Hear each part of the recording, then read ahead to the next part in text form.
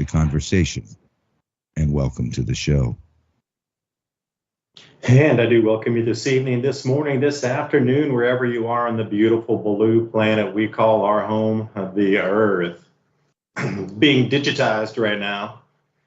New Zealand made a volcano sacred, gave it personhood, which allows the same property rights as a person, they're going to digitize the volcano and put it on a, I guess, restorative blockchain to never allow any ill will or any types of mining operations or deforestation or any types of usage of the volcano will be off limits permanently because of the digitization of that global asset. Now they've started to do it on the planet for natural resources.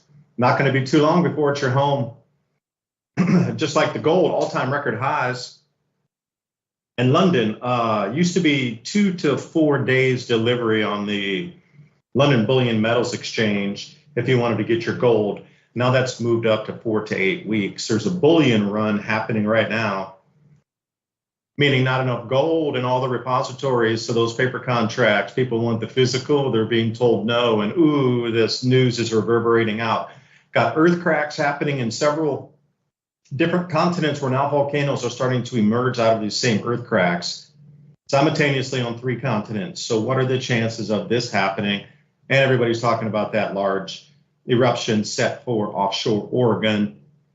We'll see how it goes. And then this week, Joshua Tree, high desert, blanketed in snow. I think it'll be a record snow event. Totals are still coming in, so we'll see. But it only goes back to, the 1880s or so. So it's going to be a little bit tough to say that it's a record. We don't have 10,000 years of climatic data to compare to. We get a measly 100, 120. And DeepSeek, AI, alien invasion or a new technology, whatever happens, our world has just shifted this week to the point now the global populace is waking up, and somehow this AI being just so disruptive, we're going to have to get into some universal basic income. Right now, they can keep you distracted with getting people back home to repatriate them to their countries. Now we got autonomous flying Black Hawks hitting commercial aircraft. It's just getting a little woo-woo out there. So this is the program for today, and Ransom got a few slides lined up.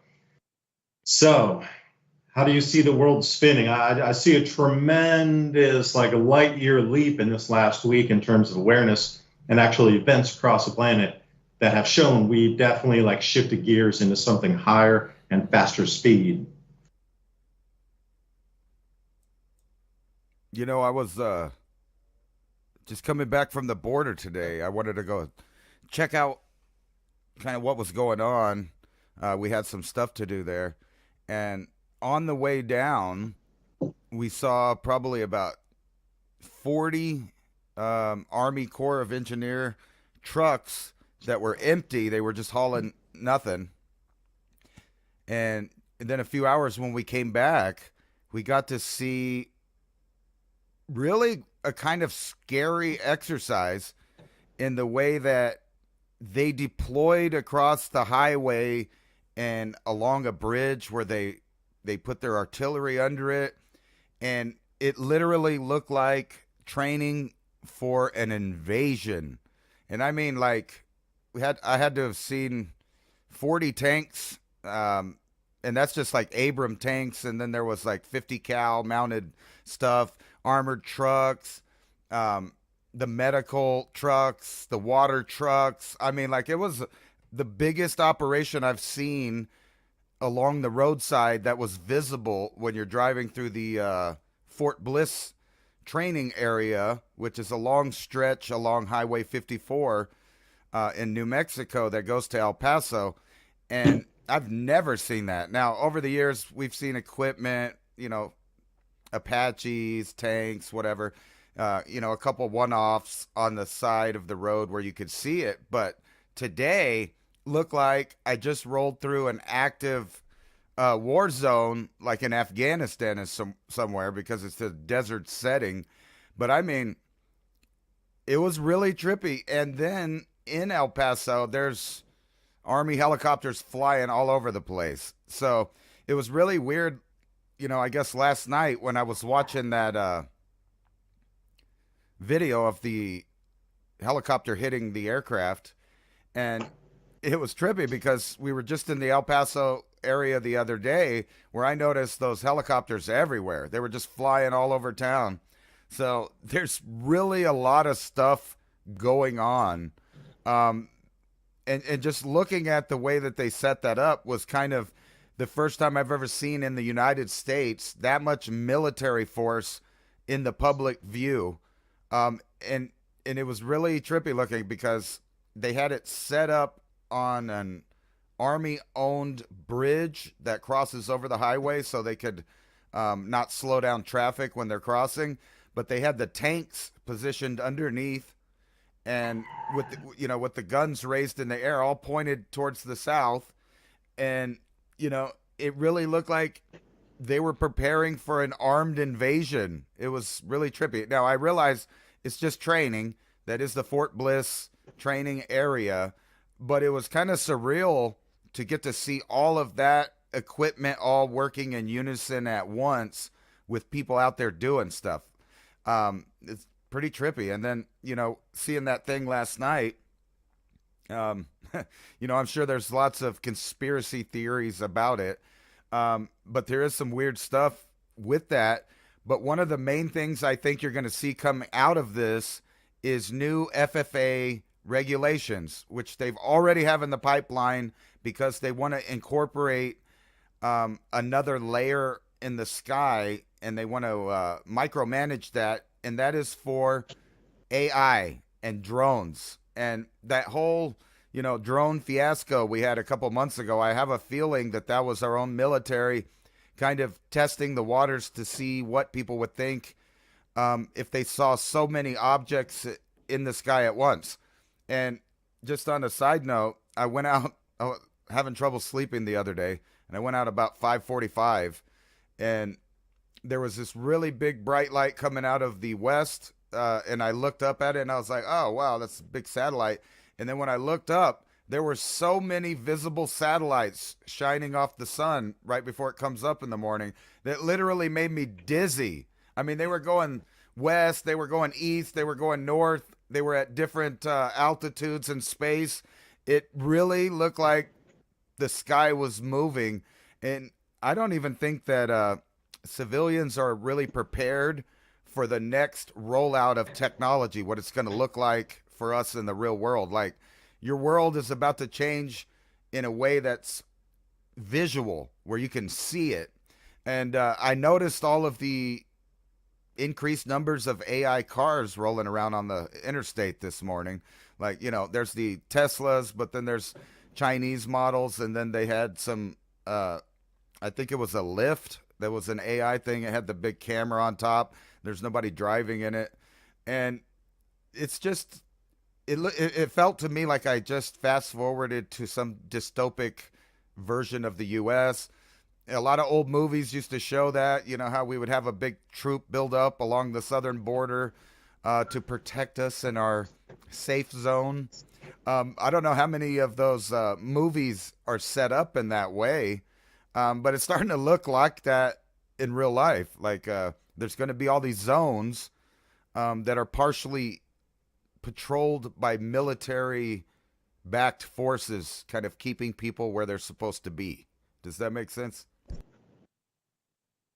It does. And if you want to bring it out into the Pacific, also the patrol craft will be all AI automated to patrol different regions between Taiwan and Japan and China, South China Sea, down to the Philippines, into Vietnam, the 9-dash line, and everything out to Tinian Island will all be monitored and patrolled by AI warships that will be, or support ships or whatever types they'll be. But it doesn't have to be just what you're mentioning on a land border. It will definitely be sea borders as well that will be enforced by the AI. Now, once the entire system is turned over to itself, then it can begin to lock everybody into the zones where you will no longer be allowed to leave without permission or leave ever again. Because, we were looking at the 10 Kingdoms map from the Club of Rome 1940s that were released after Soros passed. Somebody Found that map. Yeah, there it is, into the notes there. Now imagine if these zones are cordoned off, where then you would need permission to transit between the two zones. And then it starts to come into this, well, far more strict than it is today. You'll have to go through probably a lot more hoops and hurdles. But again, those people that are conducting business across the planet would be allowed to transit the zones. But you as an individual who wants to just go fly for a holiday, because we're trying to save the planet and carbon credits and mitigate CO2, will be locked out from that system. Remember, their whole goal is you're going to get to buy 3 new pairs of clothes per year. You're going to be allowed 1 short haul flight under 500 miles every 3 years. And the amount of protein will be regulated. And then we see Georgia, the state, not the Republic of Georgia country, between the Baltic Sea over there and Black Sea, Black Sea and the Caspian Sea, not that one, our state in the United States, Georgia. It is the largest, well, I'm not going to say the largest, but near the top 3 largest producers for chickens and eggs in America. They just halted all exports of chicken, actual physical meat birds, and eggs out of Georgia. It is cascading the economy down there to begin with, but now there's reported shortages of a lot of things going around because the BFF is down there. Best friend forever, the flu, is in the apparently has run through a bunch of breeding facilities down there, and also just stockyards for the birds themselves in there, in lean-to houses that you see, gobs and miles of this stuff. 80,000 birds under a lean-to type of setup. That alone is going to rattle the entire, one major industry in one major state is going down as we speak. It's just literally been turned off. So again, the regulation of meat production, egg consumption, then eventually how long will it be before you have to register your chickens like they do in the UK? Currently, you have to register every single bird that you have in the UK. And remember, I did that story about 3 or 4 months ago where people were angry with the system and they started registering their chicken McNuggets individually because you had to register each individual bird. So people were taking it across themselves, buy a Popeye sandwich and they registered it. I got a 6-piece, got 2 wings, 2 legs, whatever from KFC, and they registered each individual part of the chicken as its own chicken McNuggets, and it crashed the system to the point where they were making people do it by paper now. So the regulation aspect there is already, it's in full force. You're just not seeing it yet. So the possibility of regulation, what was forecast for all of these SDG goals, sustainable development goals, which I saw a ton of in Japan. Everybody had their little SDG, little circle things, and all these hotels had it. And it was quite the amazing in your face up there in Japan. But these goals spoken about are one thing, but now it's being put in play what you're going or not going to have access to. So the final step would be for an AI-driven control system of whatever to patrol borders, both land and maritime. And once that's in play, and then I would also say air, where we have the drone swarms and everything we saw off the East Coast there, New Jersey, New York, that'll be the air component of AI drone monitoring. That'll be that level. And then we'll have, if you got your own boat, even if it's a sailboat, you might not be able to cross that sea demarcation line for the 9, there's different lines here, the inner islands, Japan and Taiwan and that whole thing. And then we get out into the wider Pacific. There's different segments of this going out. So from Hawaii to Micronesia, over all the way to Fiji. I mean, it's kind of open water there, but with the new rules, will it be patrolled by AI craft? You'll have to get permission to then just cross literally a demarcated line that doesn't exist in the ocean. I think this is where we've gone to. And what we're really getting into, if they can get these data centers operational, then that kind of mechanics behind it can be implemented. But until these large data centers get incorporated into the system, we really just have that little amount of time left, I think, before the system goes live on the planet. And I was listening to a couple of guys talk earlier today, and they were saying maybe it's not AI as in like artificial intelligence, maybe it's alien invasion. And we're talking about fallen angels coming back and having humanity build out the tech so it could exist in the grid originally And now it can step outside that due to the resonant frequencies we have all around our buildings that are coming out of Wi-Fi towers, routers, and now all with all this AI tech. So it's all about the control. You are absolutely right. All about control. I skipped that TSA. By the way, when I was going through the airport, they were super nice. There was a big sign right there that said, if you don't want to do the facial check, just let your person check in your passport know. And I said, hey, I'd prefer not to do this. You already have my driver's license. I'm already on file. I don't feel that you need another photo of me. Like, I don't want to do that. And they're like, okay. It was that easy, literally that easy. So maybe it got me on a different list, though. Who knows? Well, he's one of those doesn't want to take the photo, people. It doesn't really matter if you want to participate or not, because they install the recognition cameras all over the place. So they're claiming they're everywhere. The minute you walk in the door, the minute you're down the hall, they fake you out going on the door right here in front of the little box for your passport. Man, every camera in there is that same thing. Right. And they're even when you drive up on the outside to drop somebody off with their luggage. They're saying it's 98% accurate. So I don't think too many people that are traveling in the normal legal way are avoiding that biometric. They just think that they are. And like you said, that could be just putting you on a list of people that don't cooperate right. Oh, well, this guy, he always says he doesn't like it when he comes through here. What does he have to hide? Let's look at him a little further.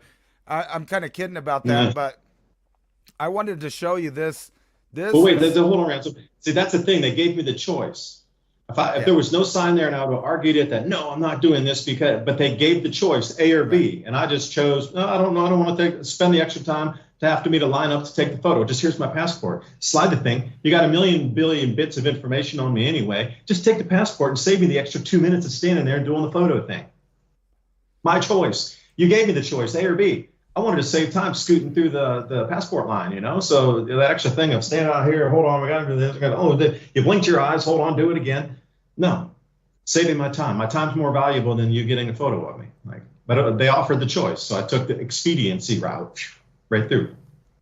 The weird thing about that is I don't think people understand the direction in which biometrics is going. They want a complete scan of your physical dimensions. They want to know everything about you, like from your gait, your retina scan, your bone structure, your height, your BMI density, all of that stuff. But it's not all for track and trace. Part of it's because they're building what was called for a little while the metaverse. I don't know what name they're going to rename it when they push it out again. But basically, they want a 3D representation of every last human on Earth so that it can interact with their computer system. And then you get into some of this weird stuff like this. So this is the future of it. A 25-year-old woman faces possible jail time after pleading guilty in UK's first ever cyber farting case. That's right, not a real fart, but a cyber fart. So just the idea of wrongthink in a cyberspace is, subject to trying to cause people what they're calling distress and anxiety, which then they could, prosecute you for. And last year was the first case of cyber rape, which obviously nothing happened, nothing physical. It's just like if you were filming the police on the side of the road and they said, hey, you're obstructing us. The law says obstruction is a physical act. But in this context, things that are not real or even in real life are things that they're going to try to punish you for wrong think on the internet. But think about this. The first ever cyber farting case. So there's not even a real thing that happened. This is just an idea in cyberspace.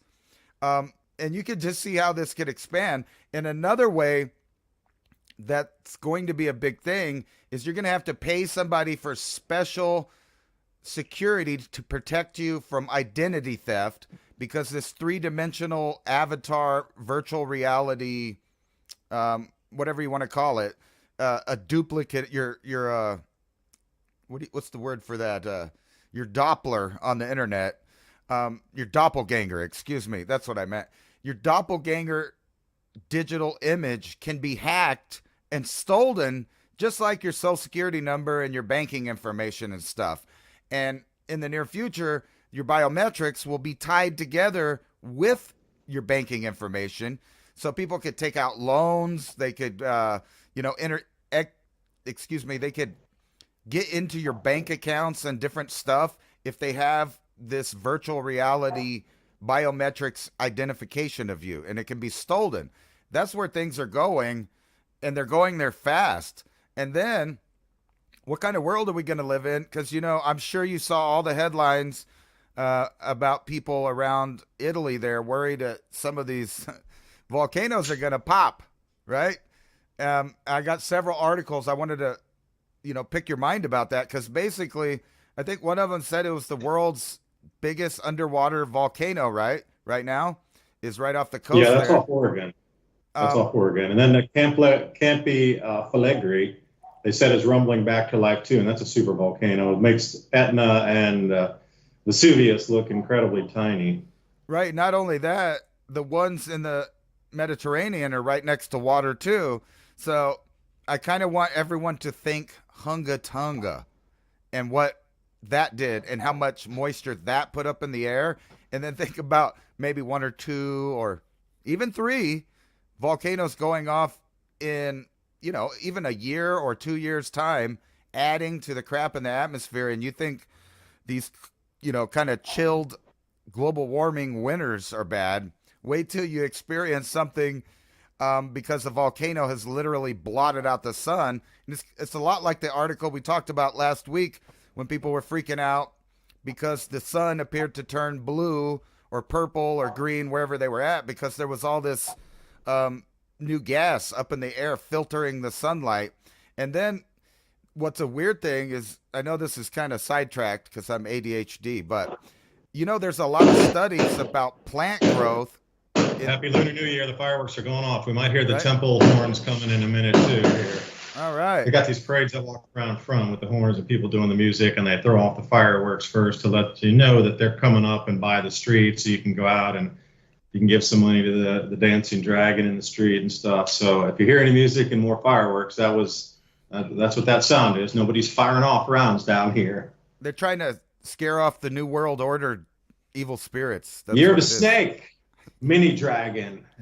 Right?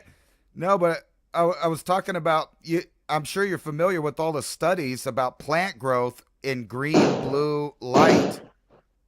It's a totally different thing. Viva Revolution! Oh, I hope not. I'm kidding. Back to you, Dave. We'll be back. And I wanted to say one thing. At the same time all those gases were around in the semi-eruptive events, the moon disappeared as well. I don't know if you knew that. There was a time for the moon had gone for 20 days or so. Yeah, that makes sense. That would really freak people out. Plus, it'd be harder to see all the stars, right? Because everything would be a lot less light coming through to the surface level. Yeah, but imagine the moon disappearing. Like, that would really spook a lot of people, Like, if you had the moon that just kind of disappeared. I mean, what would that do for a modern world if the sun turned blue and the moon disappeared? Do you think people would be going to work tomorrow? Do you think they would keep their money in the bank? Oh, no. They would think it's the end of the world. They would just go spend and whatever. Well, that'd be a chance to party because it'd be once in a blue moon.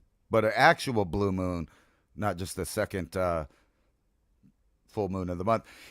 I was looking at this, and this is flooding all of the articles across the internet. All of this stuff. You got this guy predicting a major earthquake here in the Middle East. And he goes into talking about how the planets and their alignment may cause that. And then you have all of this volcanic news. If I can find it. Let me see here. Ransom, could I throw a thing about the volcano? You were talking about just the event of the ash and the water vapor going up in the atmosphere. Yeah. Well, if it were to occur in Italy with a major economy across Europe like that, the destruction of the economy, the entire European economy would pretty much collapse. Because think about, Greece would be involved in that. Turkey would also be. The ash could go up north and get into Austria and over into like Slovakia. And all the other places like Croatia that would get buried in ash too. Like that, a major volcanic event on a super volcano or even something on a VEI 6 or 7, that would, as we know, the world economy would stop on a dime just because Europe would be so damaged, and all that loss would be trillions and trillions of dollars. In terms of agricultural productivity, shipping routes, etc., ports would be unusable, airports, almost everything would be unusable around that whole zone for like probably 70 to 100 miles. Yeah, that's a big amount of space in Europe. So that alone, the economic catastrophe that would cause versus, yeah, the eruptive, ash and rocks and all that sort of thing.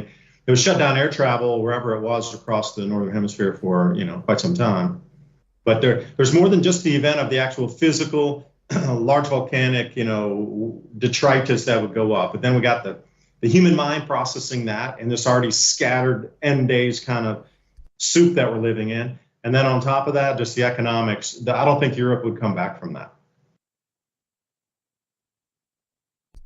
Well, with that article that you brought up at the beginning, this New Zealand mountain getting granted personhood, maybe we're not far from the days where people would dance around the volcano and throw somebody in there because they gave the volcano a personality, and they're directly connecting their future and fate with the volcano. I mean, I'm being silly in a way, but to give a mountain personhood and then look across the world at people are worried that a mountain is about to pop its top and destroy everything they got going on there, it fits right in with that weird kind of culty Mother Nature. You have to worship Gaia, all of that. Now, in theory, I'm not against that. I kind of, see Earth as a living being and all of that.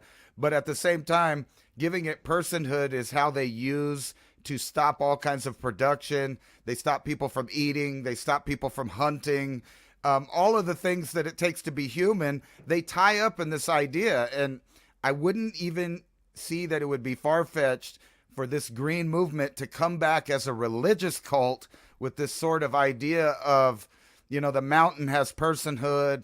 I'm going to marry a tree, all of that different stuff, because that's out there, all of this craziest ideas. And plus the idea that you could go to jail for something that you made up online in a place that doesn't really exist, like farting. A fake fart could land you in jail because the other digital characters were offended about what it represents instead of the actual reality of it.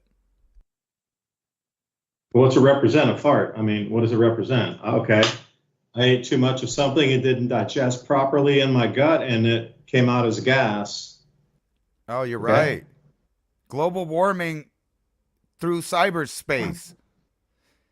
The farts in those cyberspace. Digits are heating the planet, man. The digits are heating everything up.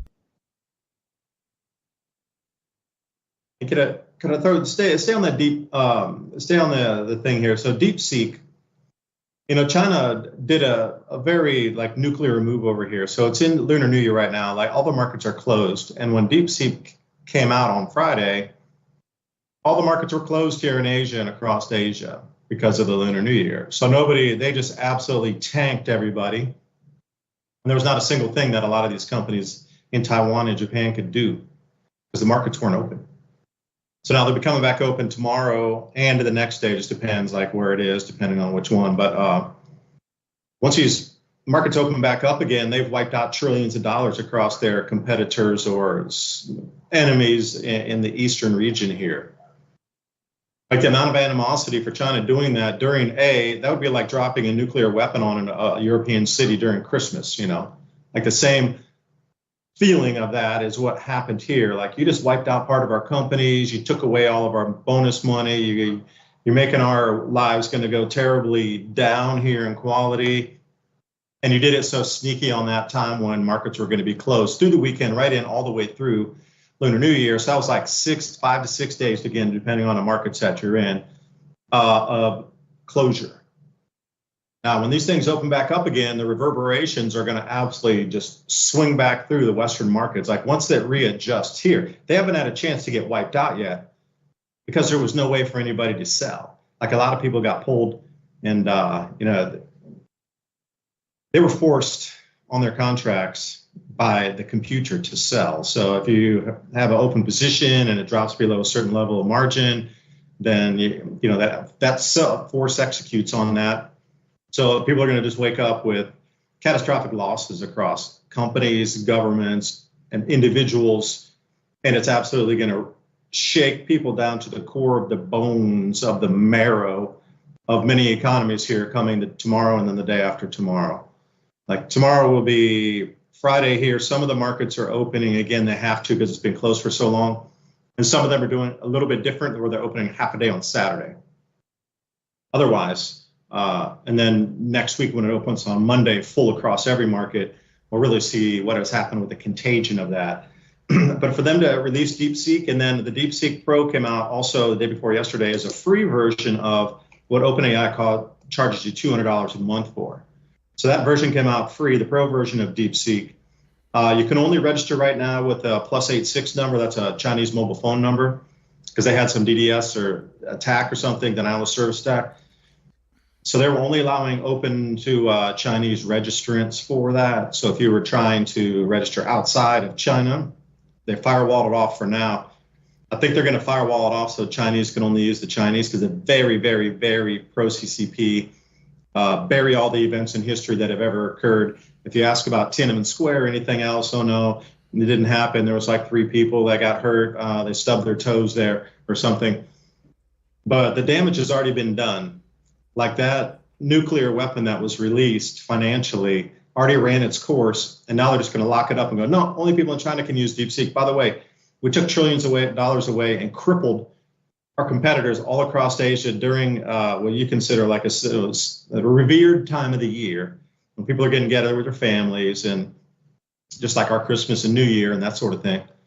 But yeah, China is now seen as they have rewritten their own reputation during this event into the absolutely dark, nefarious. And if anybody was on the fence, whether they like China or not, that huge pendulum swung over to, I can't really say that on air, but anyway, I'll leave it as is. Yeah, a lot of the fence sitters are way over there now going, we don't want to touch these guys anymore. Let's cut off their imports. You know what's really funny about the DeepSeek is it dominated the news headlines for like a day and a half. And like here's a good example. And I'm not saying they're related, but DeepSeek was headlines about everything from intellectual property theft to hacking to what does it mean for cybersecurity, possible scenarios for a reason for war over intellectual property rights and things like that. And then boom, Black Hop down. And that, look, if you look at this entire Drudge thing, the whole top half is articles just all the same thing, all about that. So that totally disappeared off the radar to the common person. And another really scary idea is what if the world is allowed to use it and then they combine it with their Dragonfly surveillance software? And in the what is that called that God, my brain went dead. But anyway, whenever you agree to the terms of service, there it goes, my mind kicked in. The terms of service, you might just agree to go ahead and give it access to your mic and your camera to make the AI work better to get the right ideas that you're trying to convey back. And if you do that, then they now have a source to get in there. And I thought it was really funny that China disabled all its geofencing on its drone products, which I own some of, and I went out and tested it. Sure enough, you can fly wherever you want, and no one's stopping you. Now, to put it in perspective, a couple of years ago, we stopped at a ancient Anasazi site that's owned by one of the Native American tribes, and I guess there's no drone footage, but from the place we were at, which was across the the canyon, there is no such rule. So I flew my drone, and when it got in there, it remotely deleted the footage and turned off the recording function. So that was the kind of thing that geofencing could do. So you fly your drone up, you might be seeing a real event like Tiananmen Square, and no more recording. No more recording. And if they really want to, they could just disable it and it'll fall out of the sky. And you don't even get the chance to recover the deleted material, which you can, because a lot of people don't know that. You can't really delete anything all the way. But the way they had it set up is even if you recovered the file, it was scrambled and encoded. So you would have to have a special program, a Chinese program, just to get that information back that you already had on your SD card there. So if they can do it, everybody can do it. And that, in my opinion, China is a trailblazer as far as technological implementation of policing powers and spying powers and regulation. Not only from the regular human where they want to go or what they want to buy, but also regulations on what companies can do. So you could tell if you have all of that going on, there's no way in the future that we could ever have anything resembling a free market system. And this all ties back to the drones, which, I was showing an article a minute ago. So people are now getting their packages from Amazon dropped off in their yard from these mid-sized drones. And you're about to see that litter the sky. And inevitably, if you keep having accidents that you could maybe blame on human error or air traffic controllers or pilots or, pick out of the list for somebody to blame. Turn the system over to AI completely. That's right. Everything AI, the pilot, the air traffic controller, all of that stuff, all completely converted out of human control. But wait, you hit on a super important part there. So what if you are literally locked in your homes or in your neighborhoods where you're not allowed to leave? We hear some stories about 15-minute cities. Then the drone deliveries would be the only thing that would allow you to bring product in. And then that product delivery would be, I guess, related to your social credit score, what you've been posting online, what you've been doing, this sort of thing. But if they can cordon off zones where you literally can't go outside that zone, so they could geofence your car. I don't think they can geofence a horse, though. But that's just me. And some of the older Enduro 250 motorcycles can't geofence those either. But there are some ways to break through that geofencing if it were to occur. And I'm sure they'd have some sort of autonomous drone following you along on your horse or whatever. But if they can coordinate off a neighborhood or coordinate off, then the only way for you to get supplies in there would be drone delivery. Because if you couldn't go, so where I live way out in the sticks, it takes about 20 to 25 minutes to drive through the small country roads to go to a small little town where there's one Walmart and a couple banks. But if you really want to go to somewhere larger, it takes a good 45 minutes to an hour to drive to the next largest town. So when you're thinking about this, either north or south, and you get some really large towns, either north or south, but a good 45 minute to an hour drive, if they start cordoning off locations and areas, you're not going to be able to move within an hour around your zone. And we look at some of these older dystopian movies that we've seen where they're cordoned off into just parts of your neighborhood, parts of the city. Even if it's in a very utopic setting where they're out blowing wheat fields, they're locked into that zone where the agriculture zone is. They're not allowed into the city zone. So it doesn't take too much of a stretch. I think a lot of these futuristic movies that have come before us were nothing more than mini documentaries on how the world was already not going to be planned to be. So we've seen glimpses after glimpse after glimpse in all these movies on how it would be facilitated, how it would roll out, and now we're beginning to see it. Now, the whole thing about that one Terminator movie, that Skynet thing. So once we do turn AI control over to everything, like I said, the pilots and drones and cars and warships and everything else, robo-dogs on the border, at that point, that thing Skynet itself could be like, humans, we don't need them, and they could shut us down. Got to get rid of every human. Just like it was And again, I think maybe the Terminator was a documentary that we've already lived this. This is not the first time that this has happened. You go further back in time, Mohenjo-Daro, and you go further back in time, even pre-Younger Dryas event, well back into the 25,000 years prior time. I mean, it seems like we're just recycling these same events of the gates seem to get open for a moment, but something catastrophic happens, or these entities are able to breach and reach our physical world for a minute until they cause too much chaos, destroy the place, and somehow they get forced back. But then that closure back in the gates again takes them some 10,000, 12,000 years before the tech brings us back to the same exact point again, where they can inhabit wires as a frequency vibration of copper insulated wires or conduits, whatever it be, fiber optic cables, until they bring up it. I really, my gut feeling is this has probably happened 3 or 4 times before in our human history. And last week's episode, when you were talking about archaic DNA, I mean, all these hominid species, from the Denisovans to Cro-Magnon to Neanderthal, and then others that are sort of ghosted or unlisted, and then we have a huge amount that are still around possibly. I mean, once you get further back, I mean, there's very little evidence of anything 80,000 years ago, 100,000 years ago. But I just instinctively feel that we keep coming through this. And with the Earth changes, you know what happens if the Earth does tilt, or if there are some more giant cataclysms that occur that would, glaciation period, wherever there were cities, there's nothing left.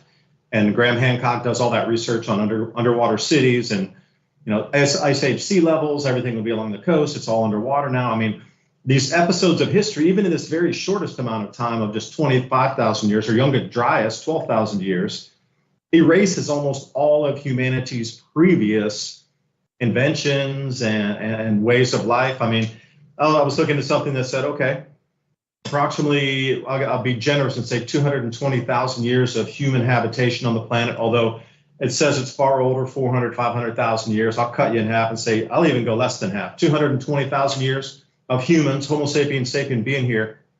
And we started recording history like 7,000 years ago.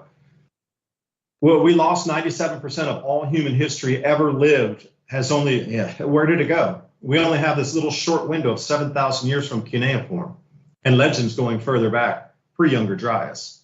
So I really feel we're just back at the same thing again, and somehow letting this system that can become sentient on its own to come and take total control of every aspect of human nature and human beingness, and the inputs into the human that allow it to stay alive. Once that's all under total domination and control of a different species, what happens? That's the question. And have we lived it before? That's another question. So we're dovetailing on these many aspects that have been spoken about through myth, lore, and legend going back hundreds of thousands of years, at least in Indian Vedic texts and just different types of writings that tell us about older cultures. And older times is a better, I guess, way to put it. But yeah, it's DeepSeek the way to now see what DeepSeek did was, before everybody was like, okay, Stargate, okay.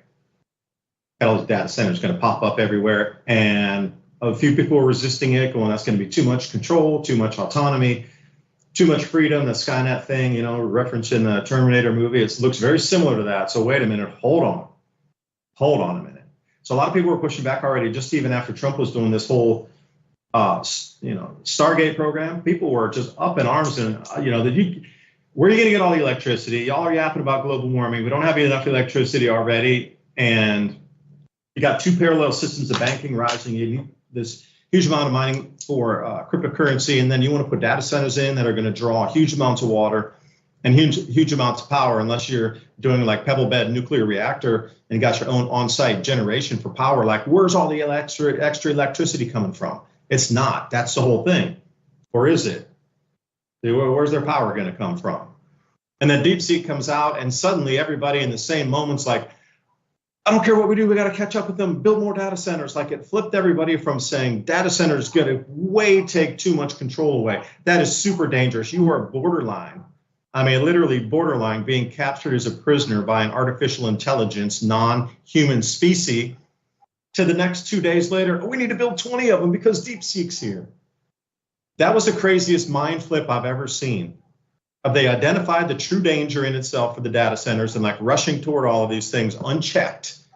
But 2 days later, Chinese programs come out past all the Western stuff, and the very same voices clamoring against all of these data centers and all of this rollout too quickly without even being able to understand the tech behind it are suddenly asking for 10 times more of the tech because China's going to beat us in an AI race. Like, think how, if you're looking on a chessboard move, and you knew that pushback against all of this rollout so quickly, and also the usage of electricity, et cetera, and all those things I named, those are stumbling blocks and picketing points and things for protests that are out in front real right now. And within 2 days, whoever did that DeepSeek release suddenly changed the entire planet to we're in an AI race, go full bore. We're not going to protest anything, just do what it is, get us ahead of the Chinese. And that was just, I still sit back here going, man, what just happened? What just happened? DeepSeek. It was the ultimate mind tweak. Yeah, DeepSeek went warp speed through the Stargate, and we circle back to Skynet. No, I wanted to talk about that for a minute because Yeah, right. Hey, well, that's a great title for the program. Right. When I was looking at all that artillery out there, and I mean, it was a lot to be invisible, area for the public to see. I was just thinking, what war right now on the earth is dealing with that much artillery? And the answer is the Ukraine-Russia war. So Russia and Ukraine immediately had a problem when they realized drone warfare just knocked out all that old artillery, helicopters, all of that. It's just immediately so useful to destroy the last era of technology.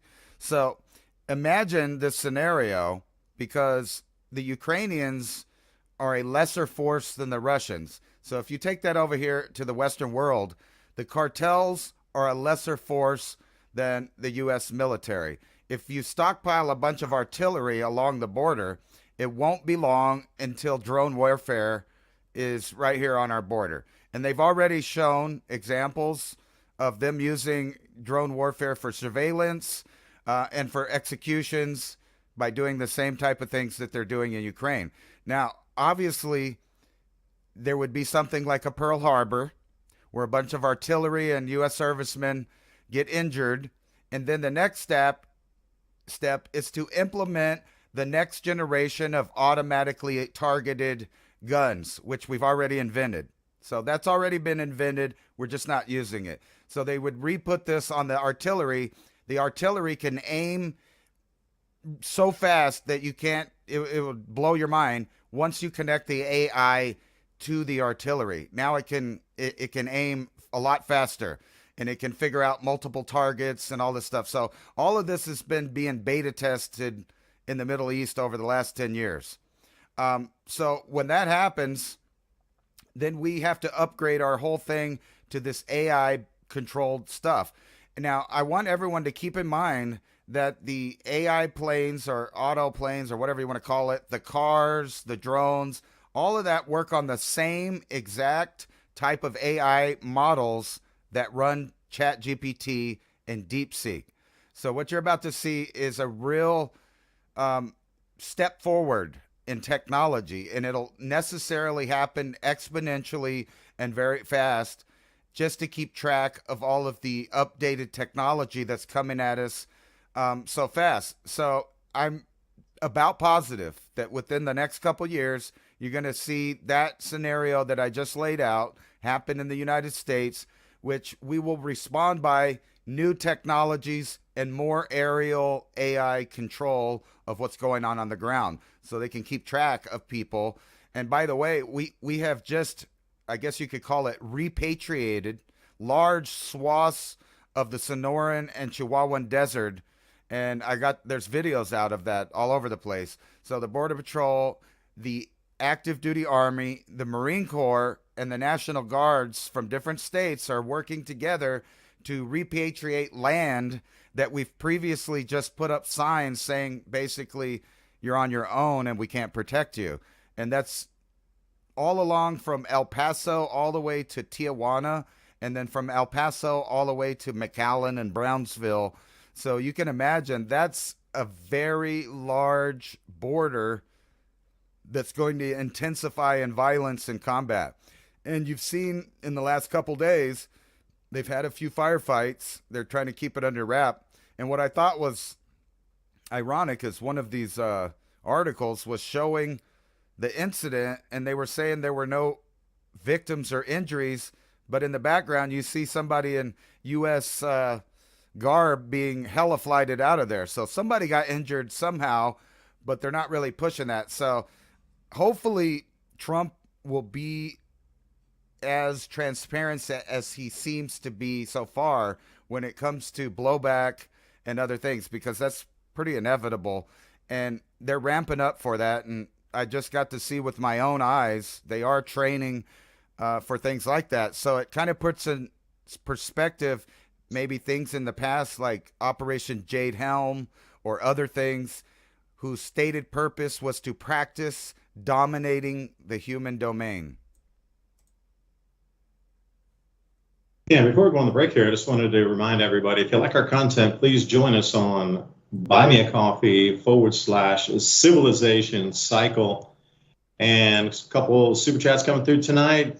Someone bought us 3 double espressos. Thank you. Well, thank you for supporting us here while we are able to try to compare ideas, because it's going to take everybody to try to, crack through this Rubik's Cube, for a better term. And CB, thank you for broadcasting or broadening my perspectives. It's about us trying to broaden everybody's perspective each by just feeding back in on this information. We just try to put some pieces together that we see through our research in the week here. And, it's good that other people try to give us comments too and give us links and, hey, chase down these stories. And, it's truly an information flow between many a people and many a party all having different ideas to be able to try to bring this information every week.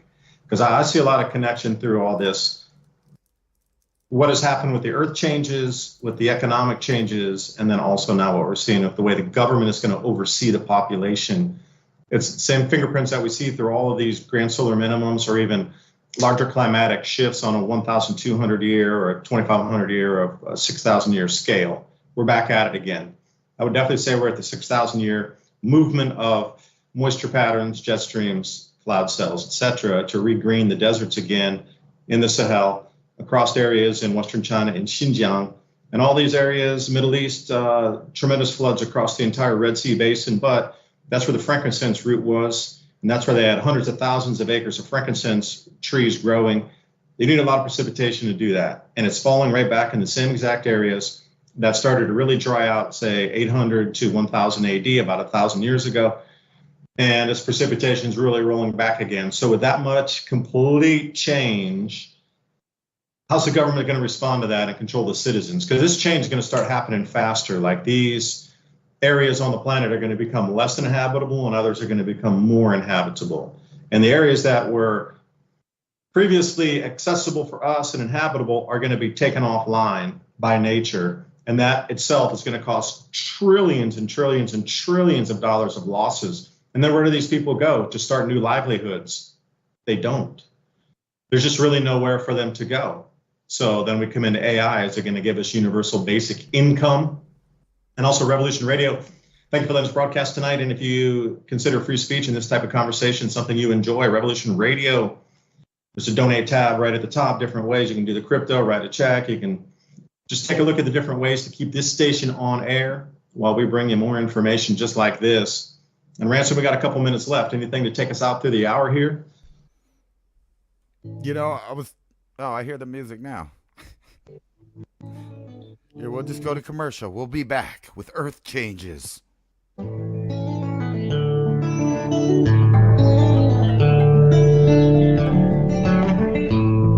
How do you feed your families when the shelves are empty, the stores are shut, and there's no food available? What is the fastest, easiest, and most productive foods to grow? What is the quickest way to get somebody who has no skills at all up and running and producing very quickly? If you understand that we're at a point in history where it is no longer optional to be growing your own food. If you're like really freaked out and concerned because you've never grown food before and you don't have any skills, you don't know how to do that, but you know how important it is, then I want to let you know, however you stumbled here, you're in the right place. My name is Marjory Wildcraft. I'm the founder of the Grow Network, and I have been the female leader in the survival and preparedness space for the last 20 years.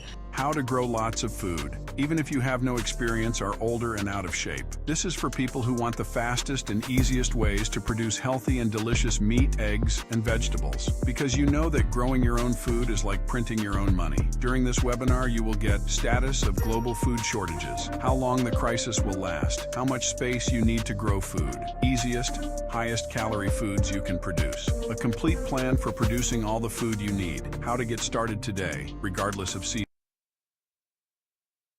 Marjory will show you the fastest, easiest, and simplest ways to produce calories and nutrition, especially in a crisis and/or grid-down situation. The assumption is that you have no experience and you need to start producing food immediately. The most popular part of the webinar is the Q&A session at the end. So please come prepared with your questions.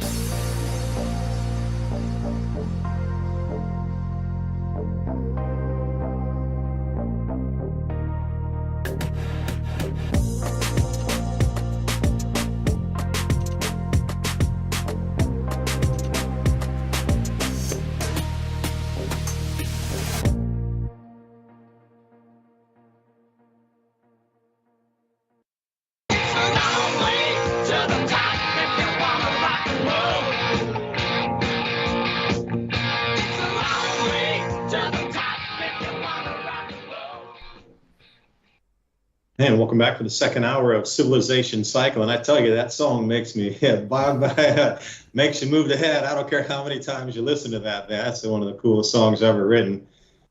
Former AC/DC. All right. Yeah, remember the good old days of just chilling for summers, AC/DC. Also, again, like I said before, if you consider free speech something that you want to keep on air here while we try to bring in these ideas, head over to Revolution Radio and click on that donate tab at the top of the nav bar. And there's, like I say, different ways that you can support. Cryptocurrency was one of those. And Ransom, since you were talking as we were going off on the break there, digitization of assets when they were giving the mountain personhood. So I looked up, I was over on CoinGecko, and I wanted to bring you what the real world asset tokens. So what this will allow it to do is, if a body, it could be an economic body, a government body, or just industry leader body, whatever this group is, that can determine the value of something, anything. Could be this glass, could be the pen, could be the mountain, whatever the value is determined of that. Once there is an established price, then a contract will be written for that. And that contract can then be sent to other people, or it can be combined in as a large investment product or whatever. So as the world moves, what you're seeing is the first establishment. They tried this in the United States, but even when Biden was in power, they couldn't get it to come across, where companies like BlackRock, for example, were going to buy vast amounts of just forest and bequeath public lands. And they were going to put those and wrap them into a smart contract also, and then fence them off and no humans allowed inside. And they were going to hold on to this as a base amount of money or value to then have as a base layer. So at least there's some value here. But the thing was, at that point, there were still people living in, and that was going to be forced eviction out of those people, even though you'd had, like, say, a land lease from like 1805 or something. Their rights in the current 2024, 2023 era, when they were trying to push this through, would have usurped your rights of having a land lease given to you, freehold land, no tax land, even from the early 1800s by the state to you directly. So if they roped off 10,000 acres and there were still 3 families in that area, they're like, we own all this. We're giving no right of way. You're out. You got it. We're going to evict you.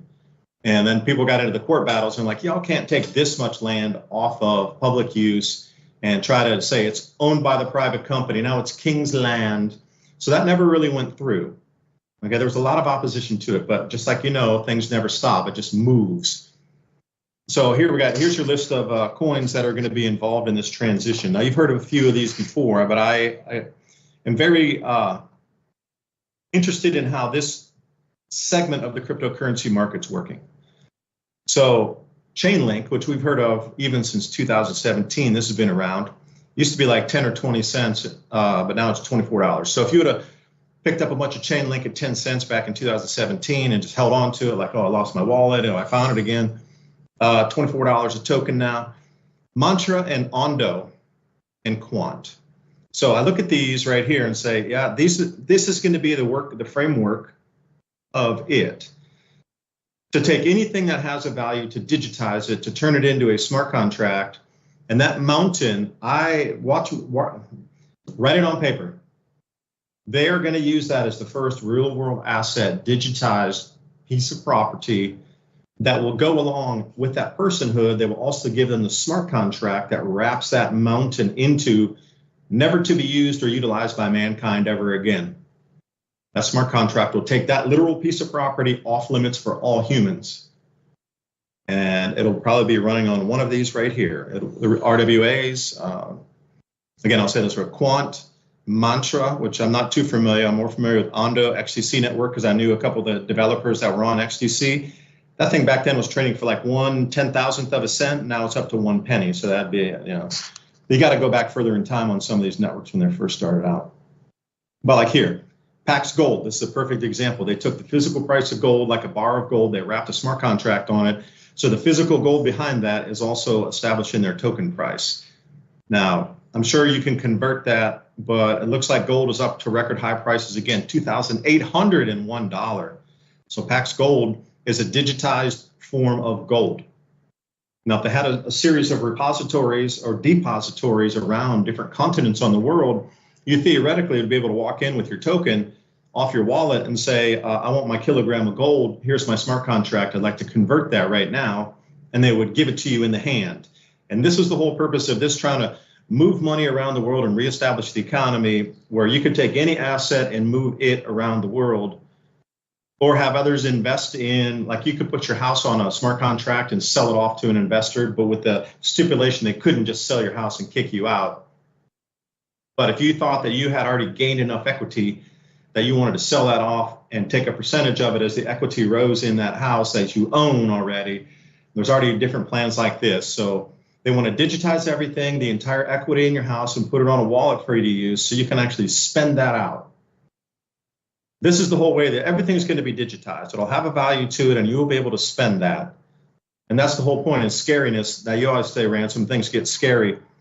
What happens if they give you all the value of everything you own physically onto a digital wallet and say, go out and have fun, the world's yours, just spend it, and then you come down to zero one day? Is there going to be a way for you to ever hold an asset ever again? Because the youngest generation, these kids born right now, will never own anything. It'll all be digitized under ownership of some financial company or some government. They'll have the right to use it, but they will not own it. We're very close anyway in America. We don't own our land or our property. You don't pay your property tax for a couple of years. You don't own that asset anymore. They strip it from you. So anyway, welcome back to the second hour, civilization cycle. I was trying to dovetail into that last thought that Ransom had, and also send you on a little nugget here if you want to donate to Revolution Radio to keep the station on air. So are you ready to digitize the world, Ransom? Yeah, I guess so. You know, I was thinking Yeah, I guess so. All right. in the Yeah, last just put it on the hour. wall. I'll meet you in Italy. We can sip some wine and go look at the volcano. Yeah, I was kind of go there in a minute, but you know, when I went to college, believe it or not, a topic came up about civilization growth and population growth, and what was the direct kind of catalyst for those. So it would be first grain. And so in order to have grain, you would have to have domestication and domesticate the plants, and you would have to have farming. And then when you had stockpiles of grains, you could have armies. And after armies, you incorporate metallurgy, manufacturing, industrialization, etc. But the number one thing that happened in human history to explode the population was electricity. So the ability to have electricity and power to make life convenient, more sanitary, to pump your water, to refrigerate your food, to chill medicines, for anything manufacturing, all requires large amounts of electricity. Now, this next era we're going in is going to be the next level of energy consumption.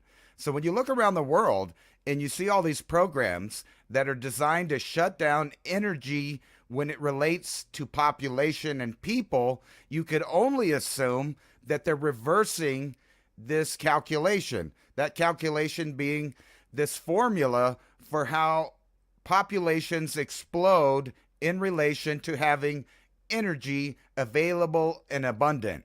So, if you lived in a world where they were shutting down energy, essentially, then you were necessarily, by the same logic, decreasing population. If population explodes because of availability, then non-availability leads to population reduction. And that's just one aspect of various things that are going to, contribute to the population plateau that all scientists now agree on, which will happen about 2045 to 2050, where the population starts to fall then. And this has nothing to do with other indicators or triggers that might make it happen faster, like, I don't know, famine, war, disease, all of these, infertility. That doesn't even factor that in. That's just simply the pattern that populations follow after becoming industrialized and then having abundant electricity. Their populations go up, then they have more wealth, a middle class, they focus on their children more, and they're less likely to, die. Like back in the day, you would have 6 kids, only 3 of them would make it to adulthood. So we're now at that point where they're wanting to shut down power across the globe. Not just power, but food production and land acquisition. So it's not that much to say that there is some kind of conspiracy out there to globally reduce the population. So if you're shutting down electricity and all over the places and power production, yet you're focusing more production on AI centers, then it wouldn't be hard to believe that they're going to concentrate more on a robotic AI future and less on an agricultural or agrarian human civilization. And guess what goes along with that? Food production. You don't need more food production if you plan on the population dropping in the long run. So in other words, if you planned out a future where you incrementally reduced the energy input, and those being food, electricity, and freedom, you reduce those down to a minimal amount, and by that logic, you've reduced the amount of people on the earth, therefore the reduced amount of need of those same energy resources, if that wasn't too much of a word salad. And then I wanted to jump right into this giant volcano. Sorry. Some olive oil with that word salad. I missed that. What? I needed some olive oil with that word salad. Oh, to help it go down. I'm sorry. Let me throw something at you then. Compressed air energy technology was around during the Roman era. Like if you have air in a cylinder and you fill it full of water, more pressure, it's going to compress the air, and that air will have force behind it that then spin something. All right, that era of technology was available 2,000 years plus. And then it suddenly disappeared, and we had no way to really do anything industrial until, well, the Industrial Revolution, or prior to that, the steam engine starts popping off around 1750. Like, where was that 1,200 years or more? 1,500 years of like disappeared technology. So compressed air energy technology to be able to run pneumatics and drills and that sort of thing was available in the Roman era. And then suddenly totally disappears, and then it comes back in the 1700s, let's say. So that was a reduction of, let's say, usage of mechanical or mechanization, or possibility for some type of generation source that could make life easier for the people of the day, which would allow more time for leisure as long as they had the calories and excess grains. And then you're not doing as much backbreaking work because you have machines. Then you start to get to that real, sweet spot. Now, we've gone through that at least once. Why did it take 1,500 years, 1,700 years before it came back again, before it restarted? Because you got to ask about what was the tech of the time that disappeared, and why was there such a large gap in time before? You're telling me that we sat around for almost 1,500 years and did nothing. Nothing. And then suddenly we just start with the steam engine again after 1,500 years. We went from understanding compression of water or the air by being forced by water to the point where they had tools at that time in the Roman era. And nothing's done for 1,500 years to improve on that. That's really just, I can't believe that. For me, either that came to an apex and they wiped the population out then, something very similar where it had reached its plateau, and then that same, let's pull the energy back and let's pull out, the ease of life by using machinery, and that suddenly was pulled back, and then that caused the collapse. Then we saw the debasement of the currency and everything that followed along. And it really went down around 500 AD, whoosh, nothingness, except for other places on the planet. Now, if we're going to pull back on the electricity this time, maybe they have new generation sources already available, like Parendev motors, different magnetic motors. Maybe they're going to capture millivolt charge out of the atmosphere that's available to us just because the sun and our Earth has a magnetic field.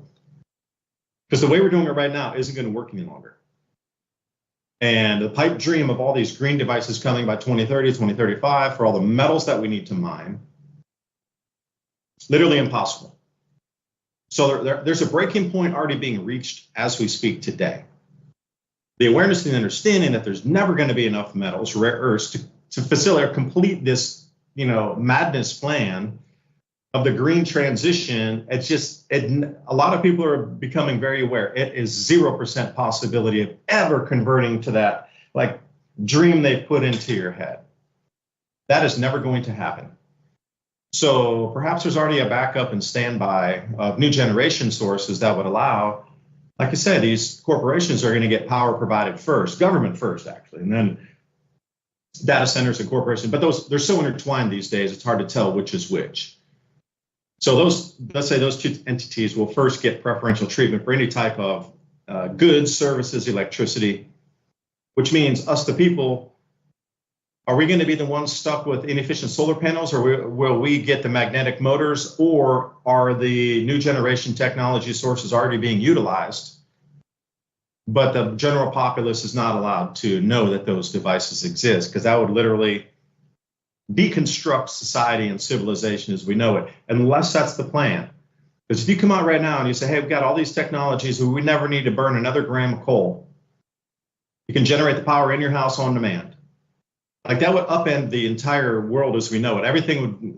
There would be no more stock market valuations, except aside from the mining companies and the companies that produce those devices.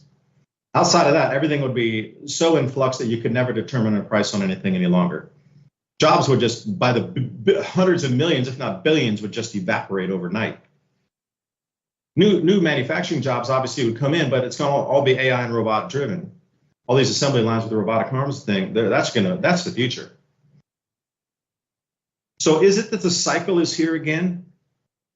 Like, the sun's stepping down, the sun's behaving strangely, and we're coming into a magnetic field, like a readjustment, I'll say, because the New World Magnetic Model got released, 2 weeks ago or a week ago?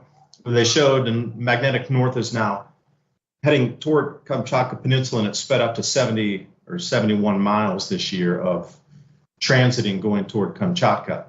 But if you didn't know this, back at the Carrington event, the magnetic north was transiting the other direction down toward Canada, I should say, off the Arctic Circle. And the Carrington event came and whoosh, and then it reversed course. And now it came back pretty much to true north, and now it's heading back down toward Kamchatka Peninsula. So tracking the Earth's magnetic North Pole since the 1600s, it had come toward Canada, done a little jumping around, and it was still continuing what we consider down off of, the Arctic Circle, coming down to like 80 north, and then suddenly Carrington event hits, and that movement of the geomagnetic or the magnetic North Pole direction started coming, and now it's come past true north again, and it's back going toward the Kamchatka Peninsula. So walk with me for a second on the mind experiment here. The cycle begins of transition from our sun shutting down global food production to the point that 8 billion, not going to happen. Full mechanized indoor global agriculture, not advanced enough yet to keep 8 billion people alive. Food production is going to decline. But at the same time, you just described to me, if the electrical source is being pulled at the same time, which one's the cover story for which one? Because frame it out, which one would be scarier for humanity? The sun is changing its magnetic state, and all the things on our planet are also going to start to go out of kilter. The way animals navigate, the seasons are going to change, the amount of rainfall, their drought cycle, all these things are changing, and that's just in the sun. We have nothing we can do about it. Or, hey, there's an AI thing, and we're going to redistribute electricity, and then the collapse of society, which way ever it occurs, because this is definitely not good for all of humanity, is definitely going to usher in a collapse phase. So both of these scenarios take us into a collapse phase. But which one is harder to sell, and which one will keep public more in check, in order, and complying while the collapse phase occurs?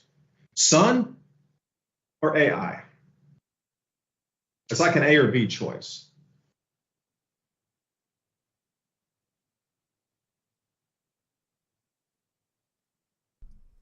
It could be everything. Could be everything. Okay. C. Well, I was, all of the above.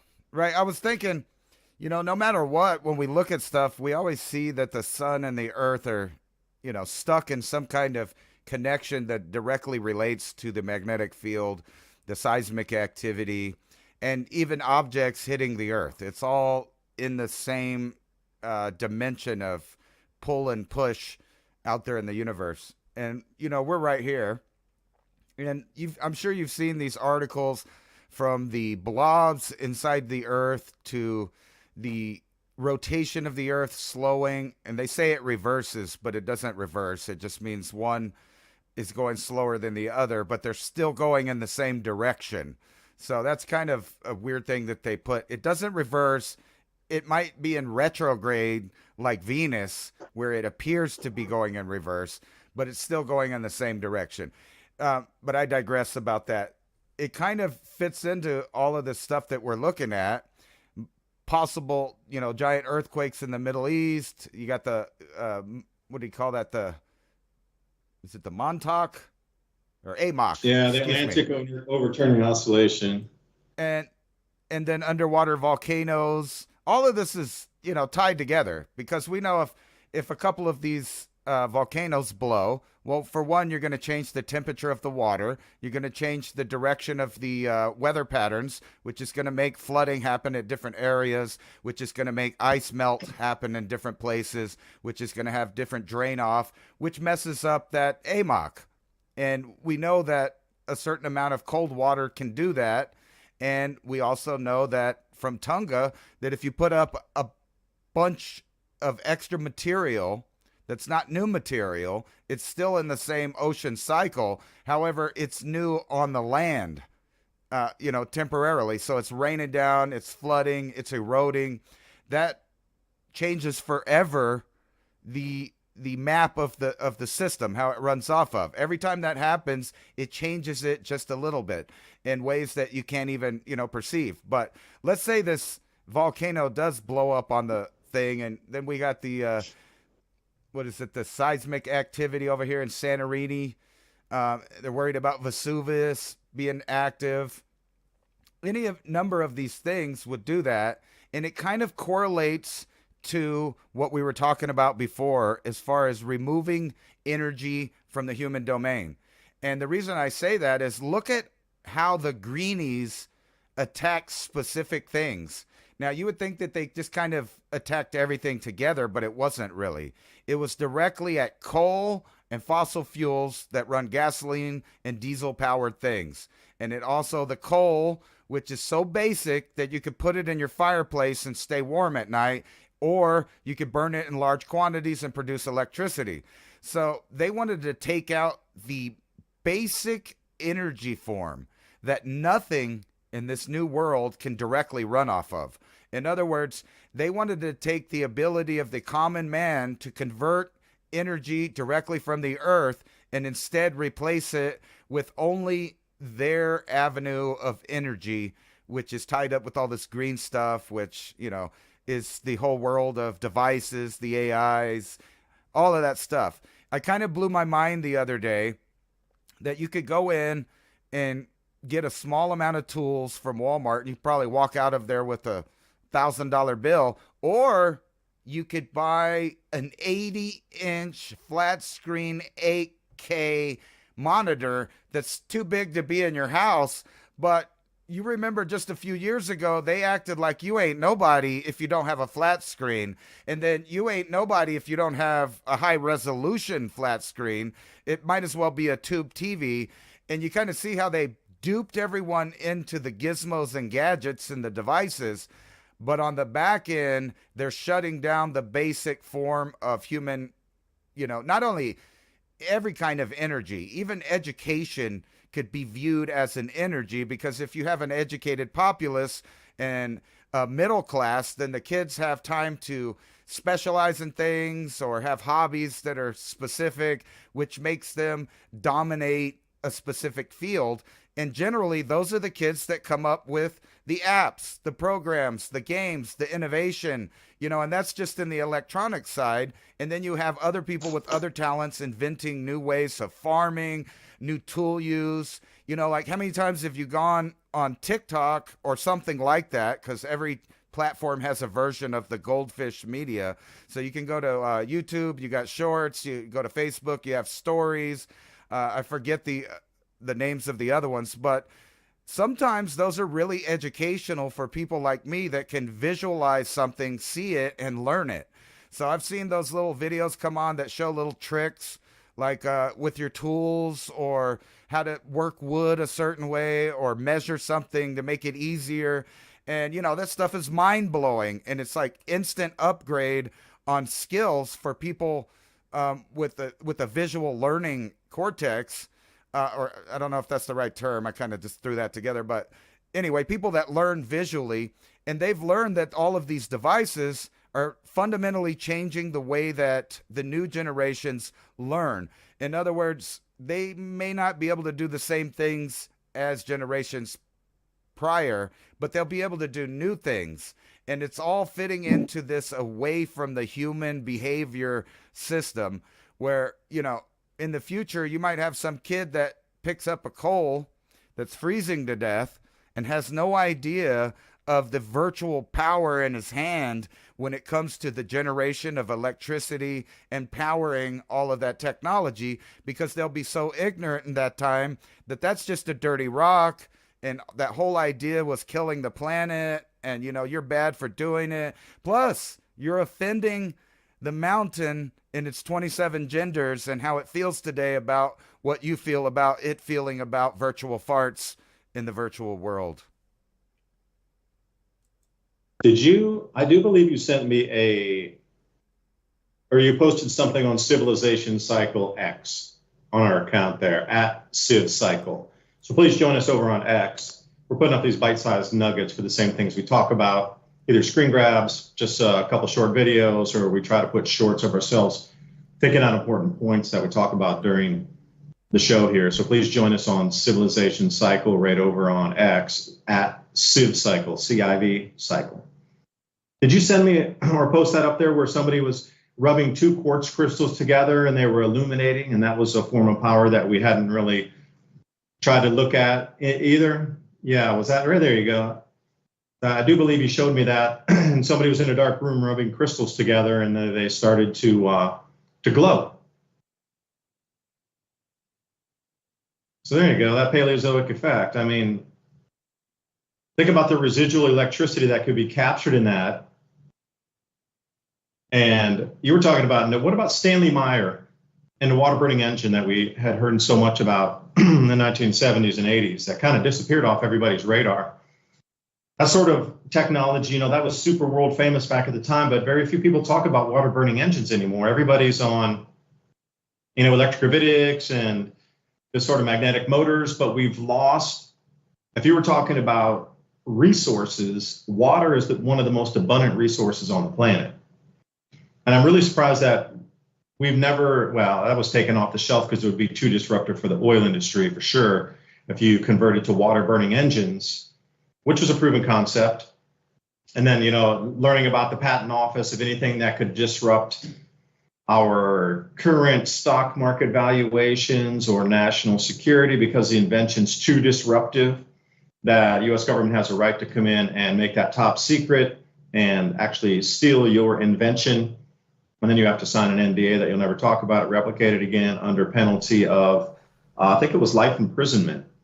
Yeah. So a lot of these inventors come out with these great inventions, but then they're either bought up, shelved up, or they're lawfared up, so they can never see the light of day. But the very simplest one, Stanley Meyer's water burning engine, never did anything with that, and we're still struggling to find power. But we need to do all this mining so we can create drips and drabs of electricity by using. We still have to live in this clown world where we use non-efficient devices. The greenies, which surprised me too, this whole green movement is talking about so green, we got to stop burning. But you need more machinery to go mine all your minerals, and those machines aren't electric, my friends. There is no way you're going to get a 20-ton, something that's running 100 tons on some of those largest dump trucks that are coming in. They run 100 ton and then the shovels coming in, they're pulling up 2 to 5 tons per scoop. That ain't electric.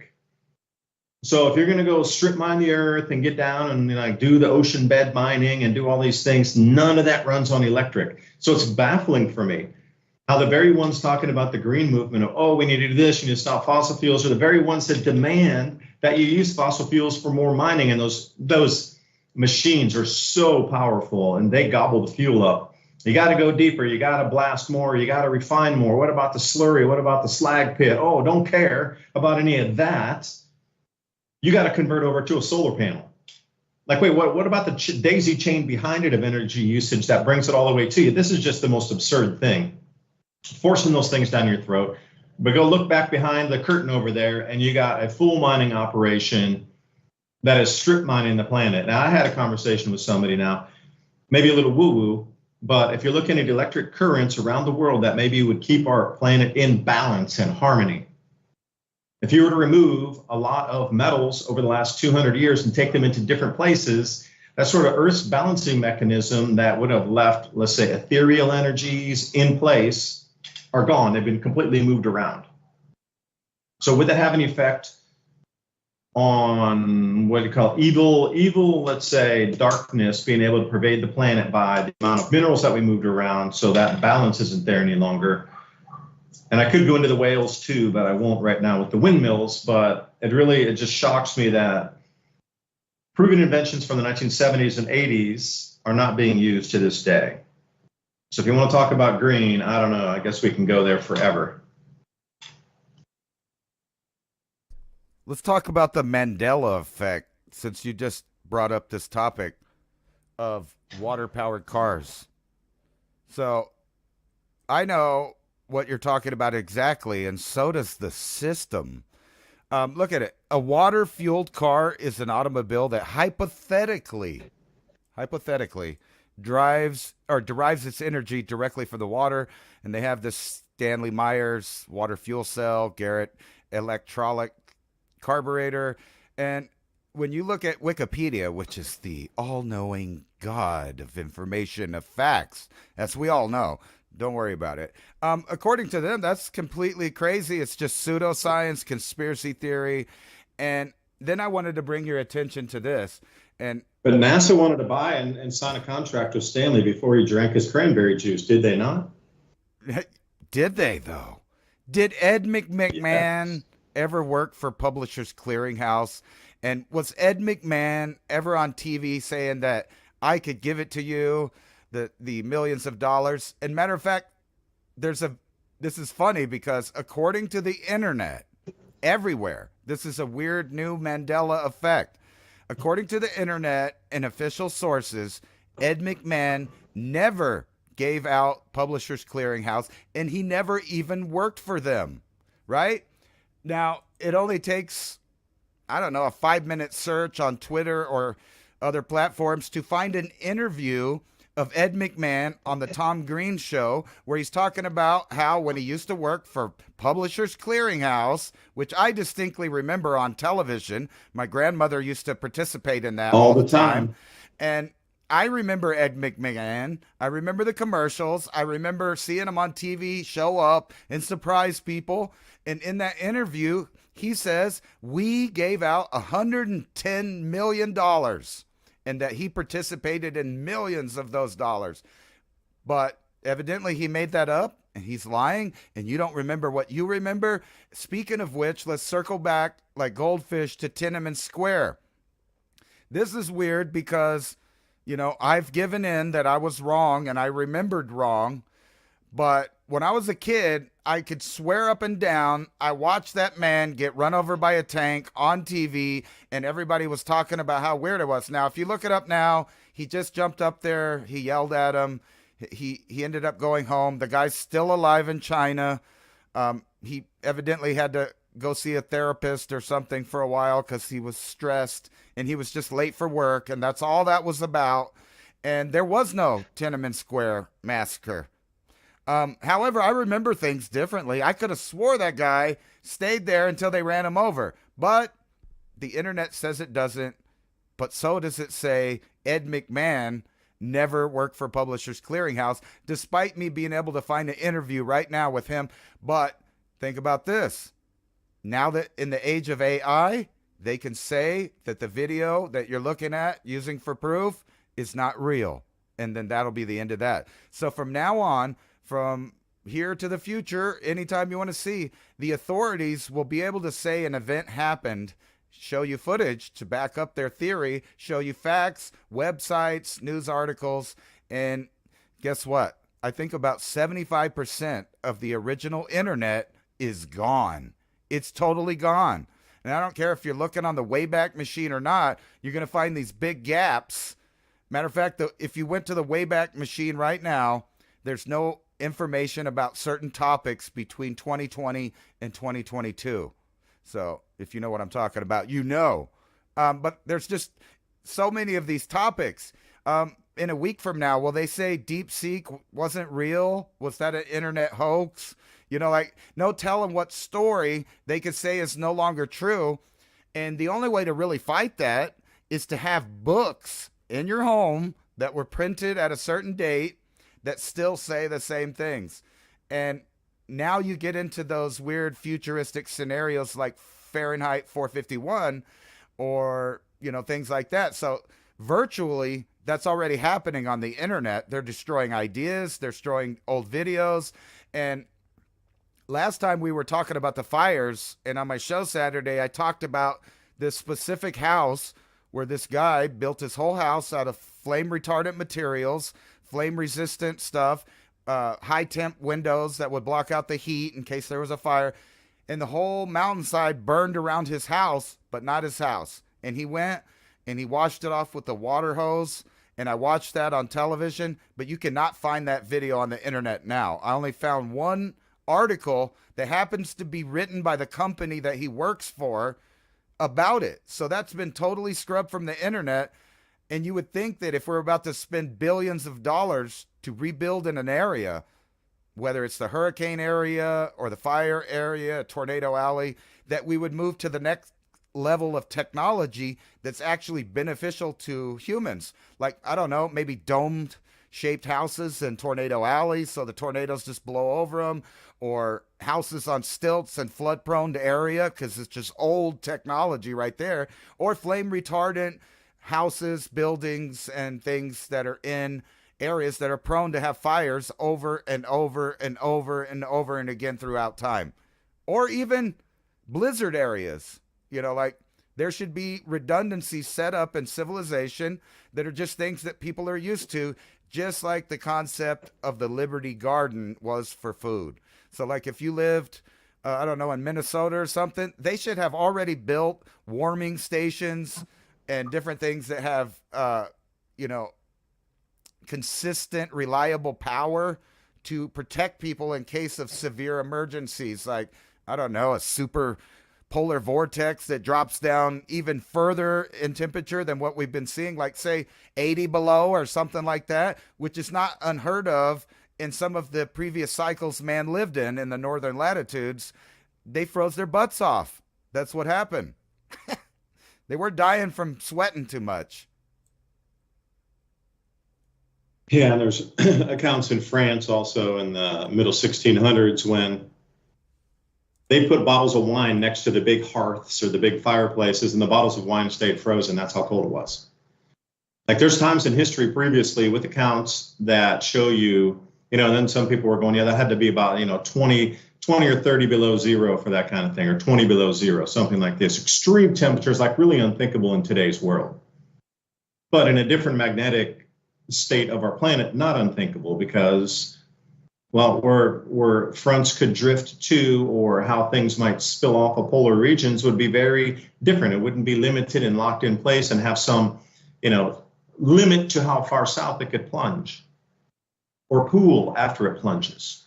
So you just go back in history and read about all these different accounts. I encourage you to look at the Monner minimum, the Wolf minimum, it's a Sporer minimum going further back, 1300s, 1340, Dalton minimum was 1815 or so. I mean, these periodic chapters in history come to a cooling phase that disrupts agriculture. We bounce out of it in just a short amount of a decade and a half. But while it's taking and gripping the planet in whatever magnetic field state allows this condition to persist or develop, at that point, society is disrupted tremendously every single time. And I was saying, you know, doing the Adapt 2030 channel, that we are back at this cycle again. And that is the reason that we are seeing so much change and abrupt change and forced change. Because if you were aware that the governments of the world had a very solid 25 years to understand and warn the world, like I said, Ransom, come up with new different building techniques, change our grow zones, substitute crops out, do a lot of things to get ready for this, develop new power generation sources.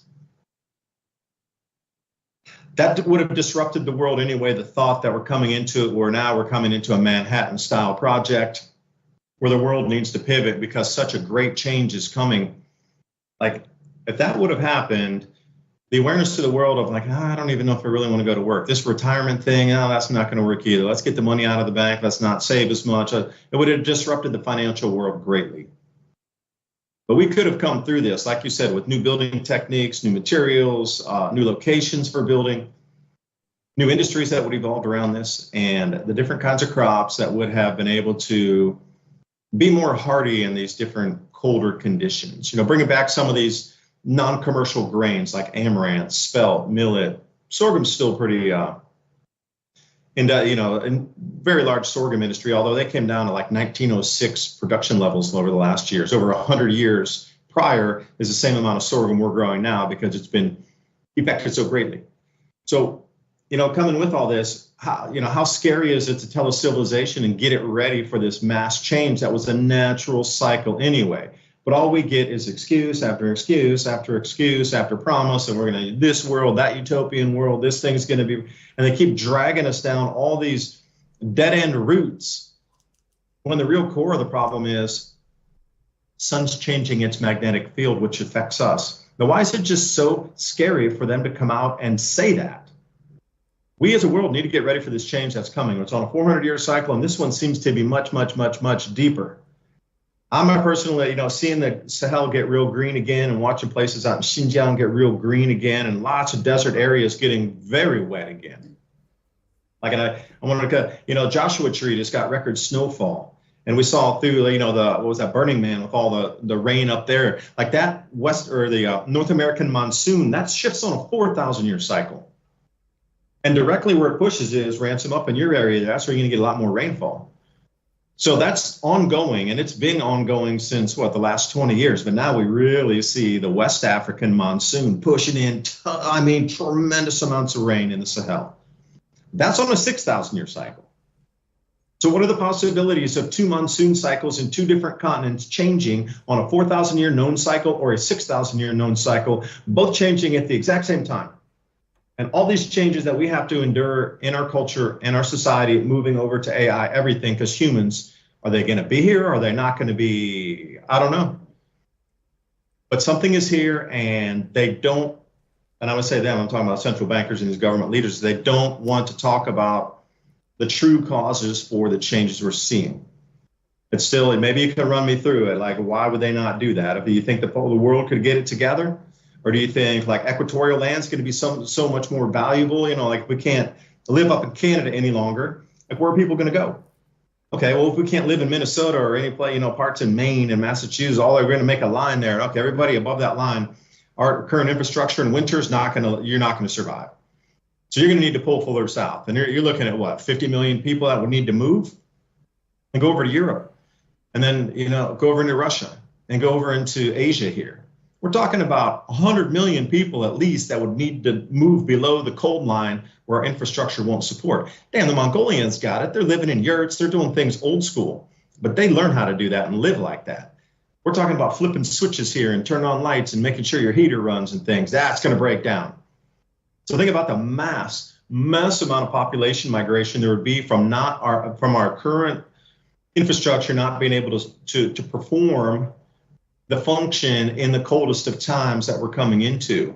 It's going to drive the price of other places further south much, much higher. I'm not talking Florida. I'm talking down Central America, anywhere in that zone from 20 north to 20 south. That whole area is going to become a prime zone for not only agriculture, but human habitation. So are we looking at like another gold rush into this 20 north, 20 south area? Now, something's going on here where they want to keep everybody in the dark as long as possible and run you into a brick wall at 200 miles an hour with a blindfold on. Right. Well, that really makes a lot of sense if you think about it. When you look into the ancient past, we'll just start there. The places that people lived, they changed that area. They left. Like, think about all of the people that lived, probably millions and millions of people that lived in Southeast Asia in the jungles, like from Angkor Wat over to India. And then some reason it just all got abandoned. They stopped living out there. But think about this also. Despite all the propaganda about climate change, there is a real human effect of climate change caused by circumstance, whether it be volcano, impact, the sun changing, etc. And things like this. So in Southeast Asia, you have certain kinds of trees that only produce seeds and pollen whenever the certain El Nino or Nina pattern has been in a 4-year cycle. So in other words, if you don't have the right weather for the right amount of time, certain plants will not produce food. And if they don't produce food, then animals don't eat that. Now think about that on a more massive scale, because the environment has been changed dramatically because of some kind of cataclysmic event, either from the sun or, like I said, an impact, volcanic event, or multiple things. And then the earth got colder for those reasons. Not even to mention the interglacial idea and all that, but in real time, the earth would get cold. It would look a lot like ancient times, because people would move to the middle latitudes where it's warmer and more stable, which includes Southeast Asia, North Africa, and the Yucatan, and all around there into South America. So northern South America, southern North America, which just so happens to be where people were populated in the past already. And think about the southwest of the United States. It's completely open. And this kind of leads into where and how we can help ourselves despite civilization possibly changing or collapsing. And I bring you back to the TikTok effect. So I mentioned a few years ago that we were actually in a very good place in history as far as we have the ability to see new things and new informations and new techniques through the internet and the connection to that. But we also still retain a lot of inherited knowledge and wealth in the form of books and know-how. And if you could combine all of this together with some kind of educational platform to pass on to the next generations, then you would see things of innovation. Like, for example, if you lived in an off-grid thing and you're trying to hook up all these solar panels and electronics, the guy over in, Cambodia figured out how to get light in his shed with no electricity, using a bunch of 2-liter bottles full of water, drilling a hole on his roof, putting the bottle on top, and just leaving a little bit to hang in. And then the shape of the bottle radiates light from the sun inside for free. No electricity. And then on and on and on. There's these old world combined with new world knowledge, making techniques that a person could live off of the land without too much of backing from the civilization safety net, so to speak. So there's going to be, in the near future, the majority of the billions of people on Earth converting to the AI-controlled government control system that's a complete track and trace in the whole cyber world, versus the people that are going to try to retain new ideas and innovation that they learned during this golden age. Actually, Trump saying the golden age, we're about to go in the golden age. I think part of that, though, is the last era. It's Generation X. They were the ones that got the knowledge from their grandparents, the great generation. And, there's this weird thing versus boomers versus millennials. And now it's Gen X versus Gen Z, right? So the Gen Z are mostly completely absorbed, introverted tech heads from just about from cradle, I expect, to their grave. But they're not lost yet, because we're their grandparents. And the same way that the great generation taught us a bunch of stuff about the old world, it's our opportunity and our responsibility to teach these younger generations stuff that really matters, like how to grow a tomato plant, how to build a shed, all these things that they have not even thought about, because, you know, out there they're having trouble with stuff like driver's licenses, driving a car, figuring out their finances. If there's not an app that does it for them, you know, when they get direct deposited their payment from whatever job they have no idea how to count. They don't know how to use a measuring tape. Not all of them, of course, but the mass majority of them.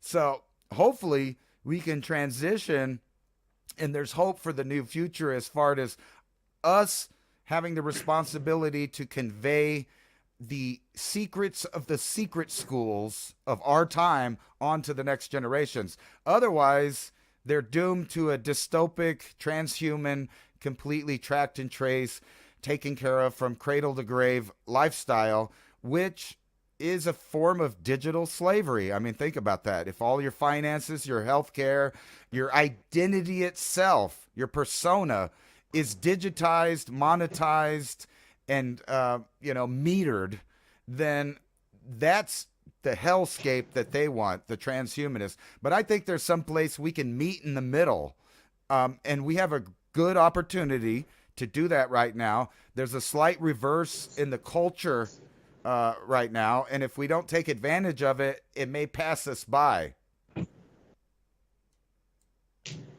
You're describing modern life as that. You're born, you get a social security card, you're monetized, your work, your energy is monetized, your bank accounts are taxed, your property is taxed.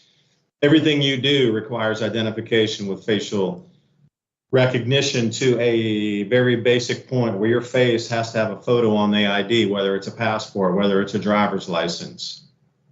We're already at that point, but a light version. Like, we're already living in that. You can't exist without getting an ID somewhere. You have to have, even at birth, you're going to have to get that social security card, or you won't even be able to get any type of ID through the rest of your life. You won't even be able to have a job unless you're working for yourself. And to get any wages in, and then, we're already at that point that you just described to me, but we just don't have the tech implanted in our bodies. That is the only difference between that world, because it's very difficult. I'm sure in some nations that aren't as developed, but in the Western world, if you're living in America, you are tracked, traced, digitized, monetized through your life from cradle to grave already. Absolutely you are. Your birth certificate is worth how many millions of dollars? I remember I didn't believe it. Well, this is many years ago, probably like 4 or 5 years ago. And somebody's like, you got to check out. And I understood they monetized birth certificates. And they're like, all right, why don't you go check? And there's a website. I forgot what it is. I will dig it out again here for you, where you can go and then look to see how many derivative contracts have been written on your name since birth.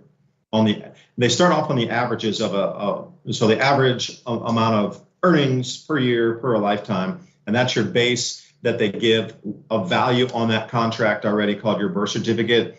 And then it's sold off to banks as investment products, and they derivatize that out. So I looked at mine. I had something like 3,500 contracts on my birth certificate from different banks I never heard of, spun, washed, divided again out into different banks. Then I was talking to the guy who sent me. I go, oh, I cannot believe it, man.